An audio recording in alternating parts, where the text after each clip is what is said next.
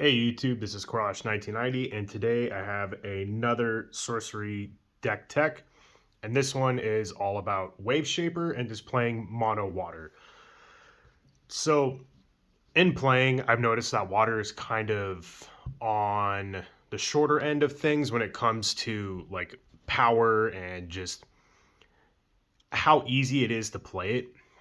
And I love water in this game. It's actually one of my favorite attributes besides air with all the burn and all the cool gnarly artwork and whatnot. But I love the aesthetics to all of the water cards, especially if like Great Old One. And with playing water, I have noticed that it is very. This is just my own opinion on this, obviously, but it is very defensive, and it is the control element in this game. And it's really key in water to not be overly aggressive. The whole point is you want to make your side of the realm pretty much all water, and you want to set these traps with stuff with submerge, like diluvian, kraken, and whatnot. And then you want to force your opponent to step onto your turf, and then you punish them for doing so. And it's really, really fun when it works out. And there's lots of cards in this deck, like this, that make that happen. So let's go over Waveshaper and what Waveshaper does. So standard 20 health, 1 attack, and the tap to player draws sight. But you can also tap to flood a site near a body of water, and until you do so again, and then you tap minions there without submerge, and they don't untap the next time that they would. So you can lock something down, dumb something down, that's annoying you, and then send in whatever beat stick that the deck has to go and take care of that problem. And yeah, that's pretty much what Waveshaper does. Avatar of Water, the other, like the Alpha Precon one, it, I think, like teleports to another body of water, and that plays completely differently than how I've had this deck built. That one really cares about positioning your avatar and using like AoE effects and stuff, and it's also really fun. But I like Waveshaper quite a bit. Being able to lock down an annoying card is always very valuable. So now we'll go into the Atlas deck. Probably one of the most key sites in this deck is Maelstrom. It's a unique site. They all offer water affinity in here, by the way, as well. And at the start of your turn, you may pull each minion in this body of water one step. So it's able to move things, make things trigger a move within your body of water, which is pretty key for another card we have in our deck, which can get kind of out of hand. So Maelstrom's always good. And this deck, by the way, this is, if you ever see a deck tech video where it's all clear sleeves, it's because it's built out of my two-player draft cube that I have right here. And if you're interested in that, I have a video on that on my channel. Anyway, back to the deck. So I also have a tadpole pool. You're going to get this off unless you play it before you have 3 water threshold, though I don't know why you would.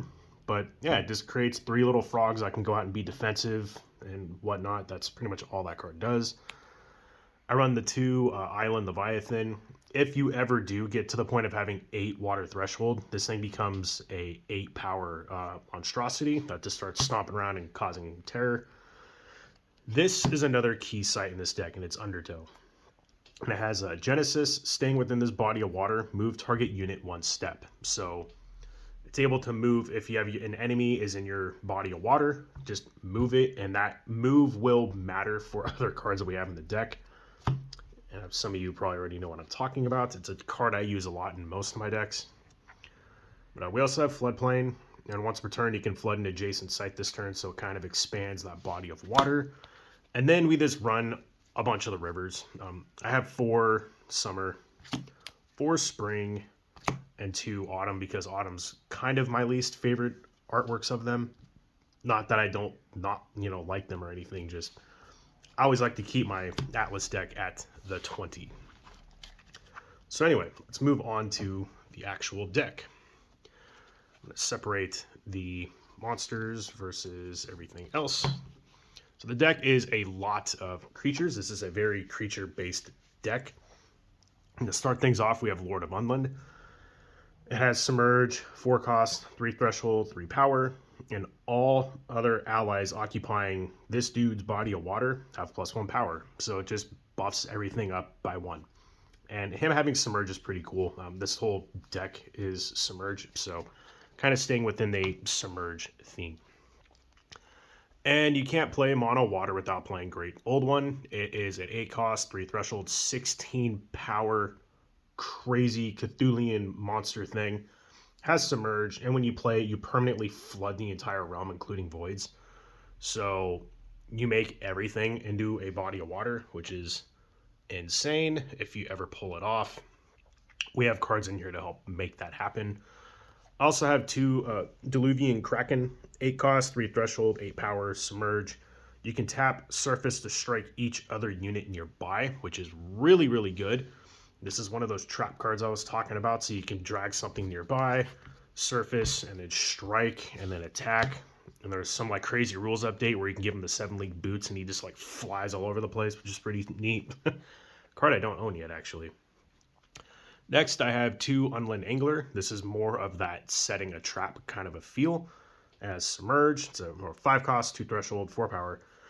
Submerge, at the start of your turn, if it is submerged, force each enemy minion atop adjacent sites to take a step towards this one, so then it can pop up and attack and all that crazy stuff.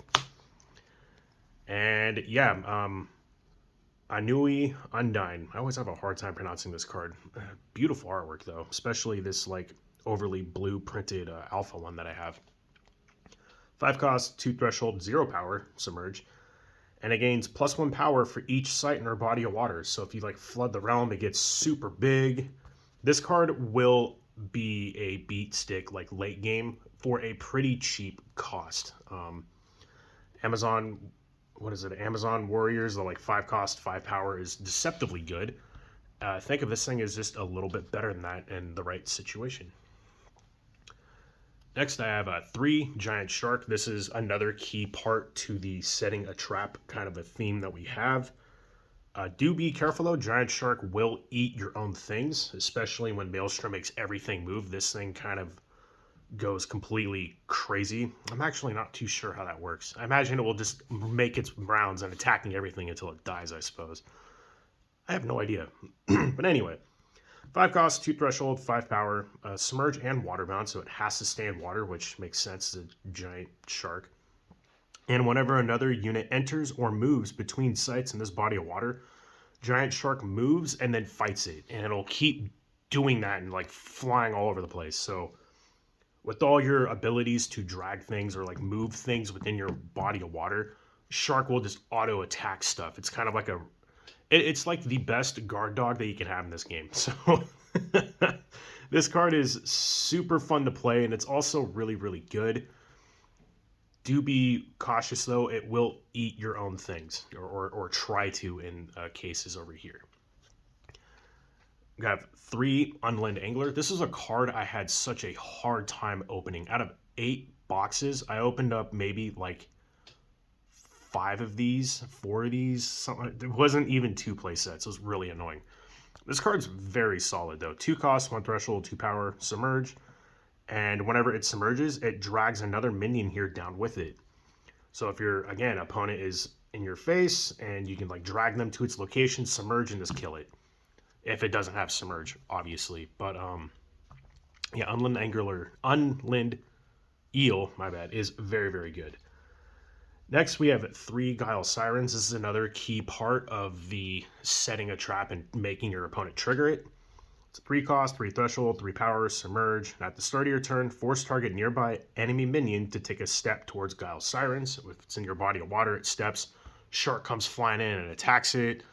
It can be closer for your, Unland Eel to then drag them down and kill them and not have to worry about it. All that good stuff. And then next is just some good utility type cards. Tide Naiads is a 2 power, 2 threshold, 2 cost, Submerge, and this site is flooded. It is a water site, so it can help expand flooding sites if need be. It's also just a good cheap body. And then finally, we have 4 deep sea mermaids, 3 cost, 2 threshold, 1 power, Submerge, Genesis, draw the bottommost spell. So it's just some card draw. Pretty straightforward there. And that is all the minions in this deck. It's quite a bit. There are a lot of high-costed cards in here. And I have a couple cards in here to help mitigate that high cost. But you do want to be playing a lot of sites as well with this deck.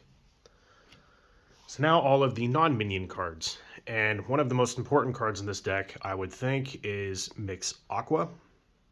Basically, it's an artifact. You play it for 1, your avatar holds it, all that good stuff. And you can sacrifice it, and the next water spell you cast requires no threshold. Not that that's going to matter, but it reduces the cost of that card by 3. So being able to play Great Old One on like turn 5, or Diluvian Kraken, or like a really cheap unland angler to kind of speed things up because this deck is very slow, which is its biggest weak spot. This card helps accelerate that.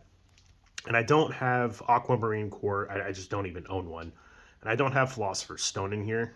If you're really dedicated to the mono water and you really like this and you want to take it to the next step, I would suggest your first purchase being an Aquamarine Core. And then if you have the it's some like $200 some or whatever it is, go ahead and buy a Philosopher's Stone. But I would recommend getting the Aquamarine Core first. That's just me. But anyway, Mix Aqua, very good, and all the mixes are very cheap. They're like around like $10, so that's excellent. Next, I have 2 Floods. It's an aura, 4 cost, 2 threshold. You basically slap it down. All 4 of those sites are flooded, so this is a good way to just expand your flooding. I have 1 Mariner's Curse. You only really need 1 of these, I think. 3 cost, 2 threshold, and whenever a minion enters an affected site, submerge it, and then return Mariner's Curse to its owner's hand. So it just keeps coming back and forth. I don't really find it necessary to have a bunch of them unless you want a bunch of them out and about, but it's pretty overkill, especially when the rest of the deck is all just removal stuff anyway. Which, talking about removal, one of the best ones in the game, in my opinion, which is pollimorph. 2 cost, 2 threshold. You transform a nearby minion into a frog token. So anything that's in your avatar threatening to kill your avatar, turn them into a frog. When you transform them, I believe it removes it from the game. So just absolutely just answer something. It's pretty funny. And we have 2 Stormy Seas. It's basically like a souped up version of Drown. It's a 4 cost, 1 threshold. Submerge all minions and artifacts occupying target water site. The submerging artifacts can be pretty key to going against certain builds like Battle Mage and whatnot. Though Battle Mage will probably just completely annihilate you with this deck, but that's neither here or there. I have 3 copies of Drown. Just submerge target minion or artifact if able. Again, being able to submerge artifacts, don't snuff that. You know, it's a pretty good ability to be able to do. And then finally, to round out the deck, we have 3 Ice Lands, because having some amount of burn in some shape or form is always really good, especially when your opponent's on death's door. 3 cost, 1 threshold. Shoot a piercing projectile, deal 3, then 2, then 1 damage up to 1 unit at each of the first 3 locations along its path. So it starts really strong, and then it gets weaker as it goes.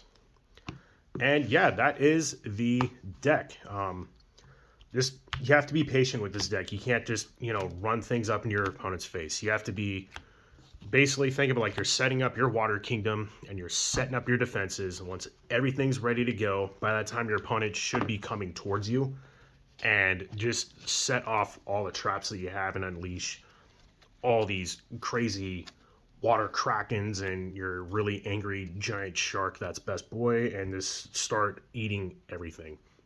And that's the deck. So I would consider this a good starting point for water. This is just a build that I have found to be pretty successful. It's not gonna, it's not gonna win you every game, but build it, play around with it, choose your play style. There is some other water avenues you can go down that I chose to ignore, because this is based off of my cube, and I wanted water to be all about submerge and control. But yeah, custom tailored the deck to what you want to do and your play style and all that stuff.